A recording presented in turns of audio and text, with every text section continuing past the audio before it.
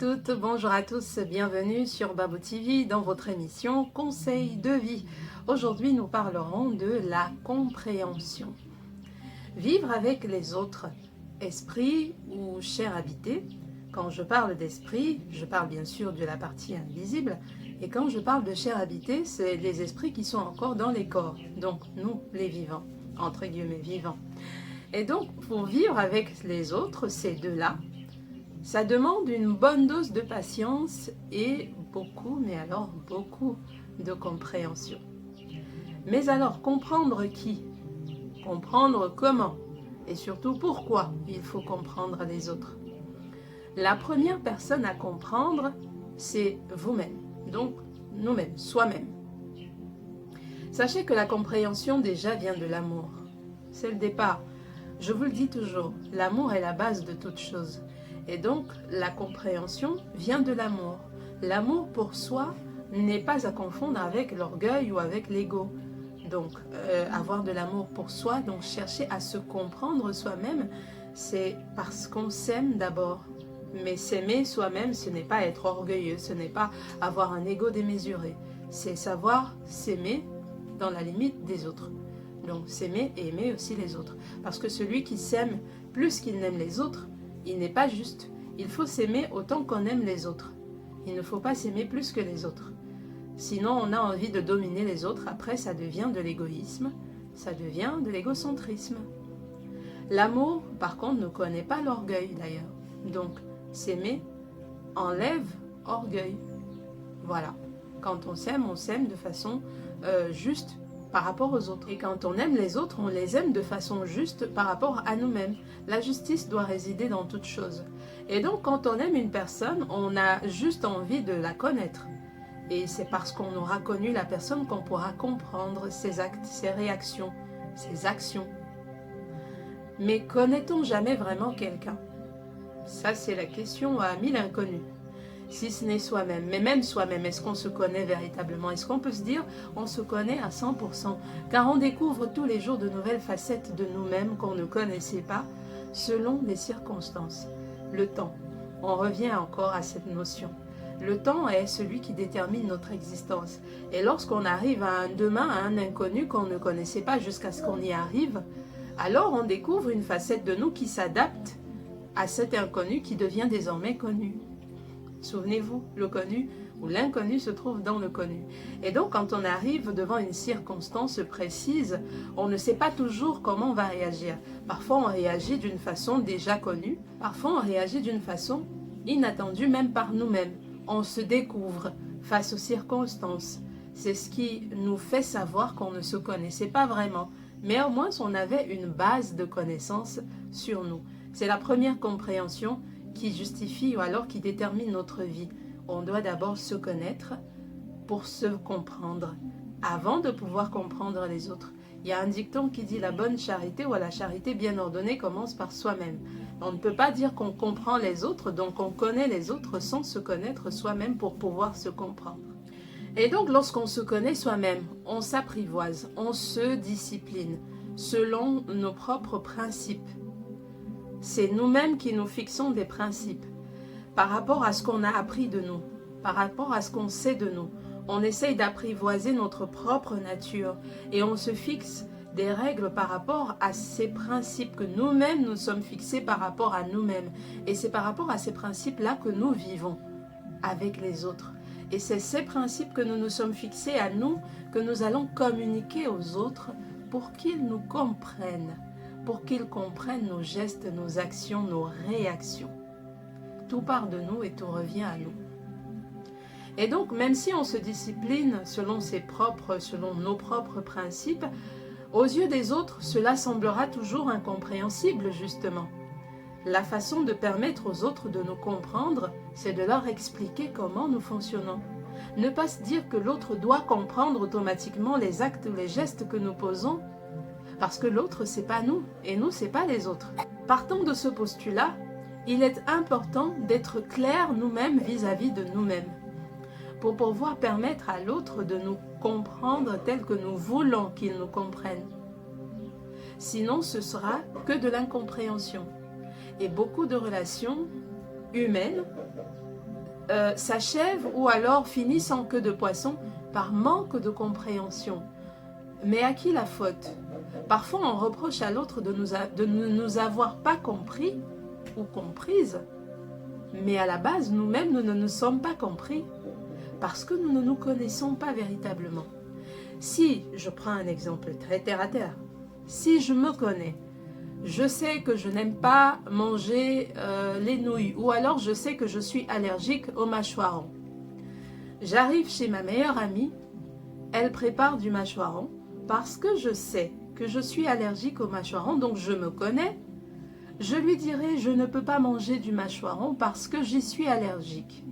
Et donc, lorsque j'irai chez elle et que je verrai du mâchoiron et je ne mangerai pas, elle ne s'offusquera pas que j'ai dédaigné son repas.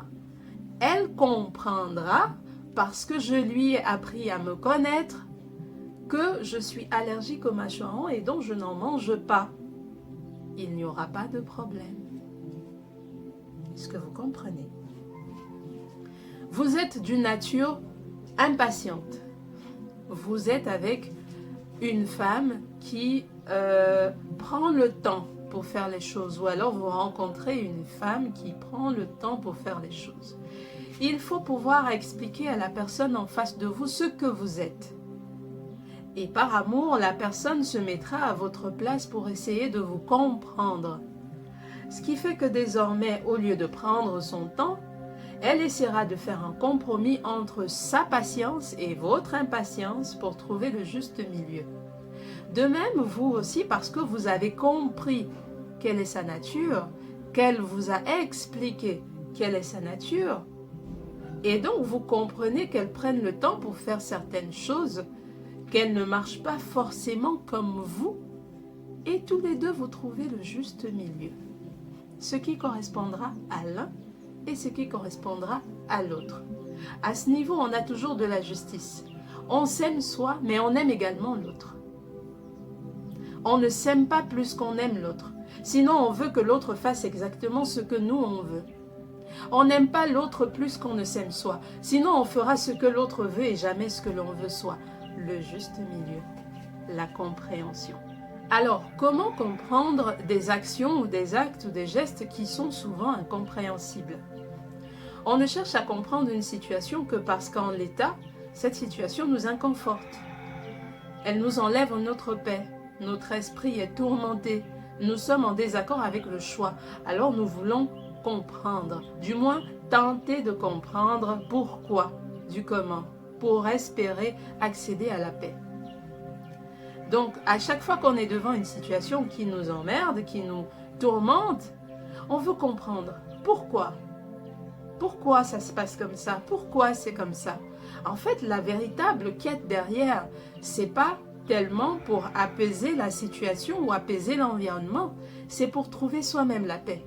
Parce qu'une fois qu'on a compris le pourquoi, on est plus apaisé. Quand quelqu'un nous fait du mal, quand un homme nous trompe, quand une femme nous quitte, quand on nous vire, quand on a toujours la question première. Vous avez même d'ailleurs vu dans les films, quand il y a quelqu'un, on se rend compte que c'est la personne qu'on connaissait qui a tué. Pourquoi? J'ai juste une question. Pourquoi? Même quand on est dans les difficultés, Seigneur, pourquoi? On veut toujours comprendre pourquoi. C'est la quête de la paix intérieure pour soi-même d'abord. C'est cela, l'amour de soi. On va donc trouver soi-même des explications, avérées ou pas, réalistes ou non, logiques ou irréalistes ou surréalistes. C'est ce qui arrive quand on veut la paix à tous les prix. Alors parfois, on n'essaye pas de comprendre l'autre. Parce qu'on veut toujours vite trouver une réponse, on ne prend pas la peine de s'asseoir avec l'autre, d'essayer de comprendre les motivations de l'autre. On trouve des explications soi-même. Ah, il a fait ça, c'est comme ça, c'est ça, il est méchant de nature. Alors que peut-être l'autre avait une autre explication. Et si on avait essayé de comprendre l'autre, à ce moment, l'amour de soi a dépassé l'amour pour l'autre. Pourtant, il doit avoir justice. Toujours comprendre l'autre, la compréhension. Ça nous amène à penser à l'autre, à nous mettre à la place de l'autre, pour regarder comme l'autre. Seul l'auteur d'un acte d'une action, d'un geste, d'un fait, connaît sa source d'inspiration. On aura beau imaginer, parfois ça peut tomber dans le vrai, parfois pas. Et donc parfois on aura condamné l'autre, alors qu'il avait une raison, peut-être valable pour lui, mais également peut-être valable pour nous. Mais on n'a pas compris l'autre, on n'a pas cherché à comprendre, on a trouvé une explication qui allait avec notre propre compréhension, qu'on se faisait des choses, et on a condamné, jugé, terminé. Alors que faut-il faire véritablement? En conclusion, il faut essayer de comprendre, non pas le geste. Ne regardez pas l'acte qui a été posé et vous essayez de comprendre l'acte. Vous aurez vite fait de le comprendre. Il a fait je sais pas moi, une mauvaise action, voilà. On a vite compris le geste lui-même. Mais c'est pas ce qu'il faut essayer de comprendre. Il faut essayer de comprendre la motivation parce que le geste, lui, n'est que l'outil trouvé pour matérialiser une motivation bien plus profonde. Vous aurez par exemple un enfant violent. Vous ne voyez que la violence, vous comprenez, mais vous ne pouvez pas comprendre si vous n'allez pas au fond des choses. Vous allez juste juger le geste. Il est violent. Mais derrière la violence, il y a une motivation plus profonde. Si vous essayez de comprendre le pourquoi, comprendre la motivation profonde. Vous vous souvenez, on a parlé des motivations dans quelques numéros précédents, la motivation premier degré et la motivation profonde, comme j'avais décliné. Et donc, la motivation premier degré, ce sera bien sûr la manifestation d'une colère, d'une rage ou autre. Mais la motivation profonde, c'est peut-être un traumatisme qui remonte à l'enfance, un père violent, un grand frère violent, un quartier ou un environnement violent. Il y a toujours des motivations profondes qui emmènent à comprendre sans excuser pour autant. Comprendre ne veut pas dire excuser une personne. Ce n'est pas parce que vous aurez compris pourquoi il est violent que vous allez forcément excuser sa violence ou que ça veut dire qu'on justifie sa violence.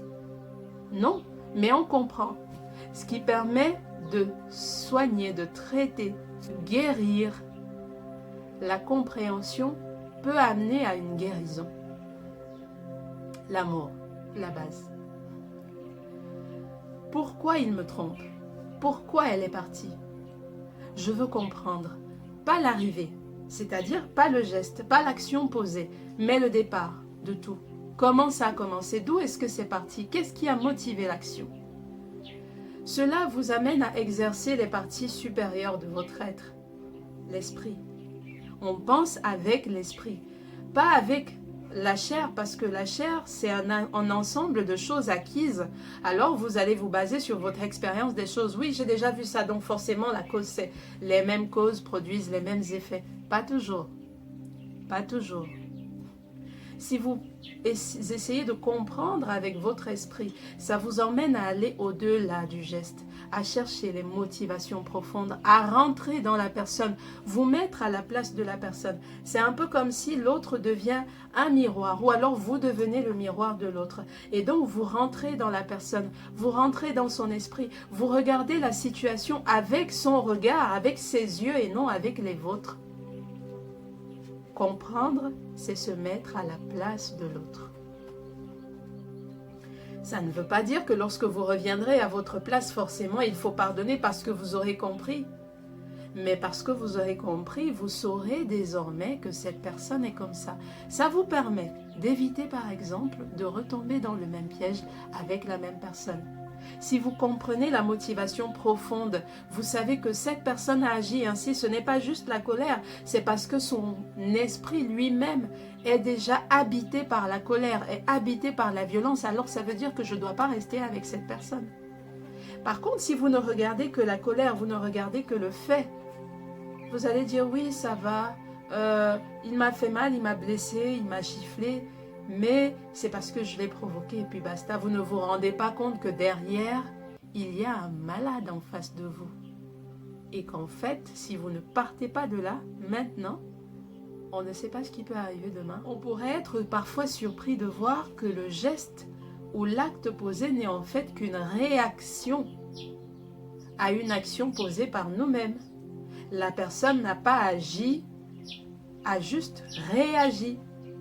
par rapport à ce qu'on a fait, parfois inconsciemment. La connaissance de soi, c'est la base. On se connaît d'abord, on se comprend, on apprend à l'autre à nous connaître, à nous comprendre.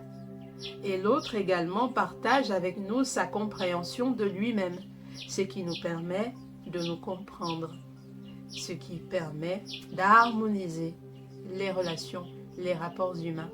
Et parce que chacun se connaît, chacun reste à sa place, chacun fait ce qu'il sait qu'il peut faire. Et donc, il n'y aura pas de discorde. La discorde vient du fait qu'on n'essaye pas de comprendre l'autre. On fait sans chercher à connaître l'autre. Et donc, quand on agit, on ne sait pas quelle est la réaction en face. Parce qu'on n'a pas connu l'autre, parce qu'on ne comprend pas l'autre. La connaissance précède la compréhension. Comprendre avant de condamner. C'était tout pour aujourd'hui. J'espère que le message vous aura édifié. Si vous avez aimé, vous connaissez désormais le code. Abonnez-vous, likez, partagez. À demain!